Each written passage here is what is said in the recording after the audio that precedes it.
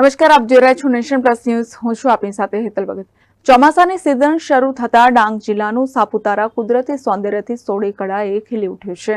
મહારાષ્ટ્ર રાજ્યની સરહદને અડીને ગીચ જંગલોની વચ્ચે આશરે 1000 મીટર જેટલી ઊંચાઈએ આવેલું આ પ્રાકૃતિક સૌંદર્ય અને પર્વતમાળાની હારમાળાથી ઘેરાયેલું આ રમણીય હરવા ફરવા માટે આવેલું સ્થળ એટલે ડાંગનું સાપુતારા. સાપુતારા પ્રવાસીઓ માટે હાલ આકર્ષણનું કેન્દ્ર બન્યું છે.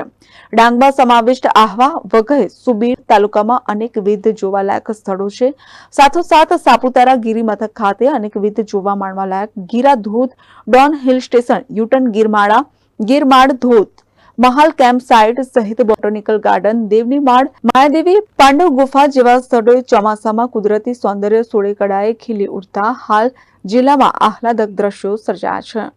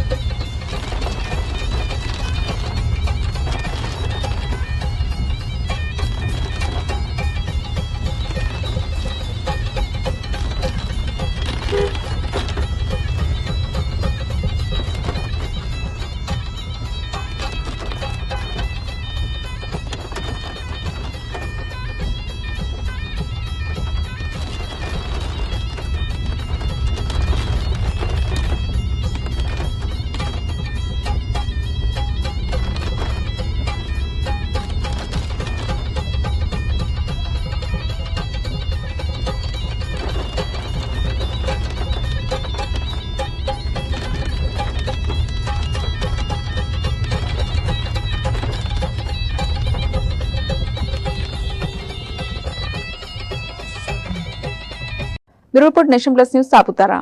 સમાચારોના સતત અપડેટ મેળવવા માટે અમારી નેશન પ્લસ ન્યૂઝની યુટ્યુબ ચેનલને સબસ્ક્રાઇબ કરો, બેલ આઇકન દબાવો અને જોડાયેલા રહો ફેસબુક, ઇન્સ્ટાગ્રામ અને ટ્વિટર પર.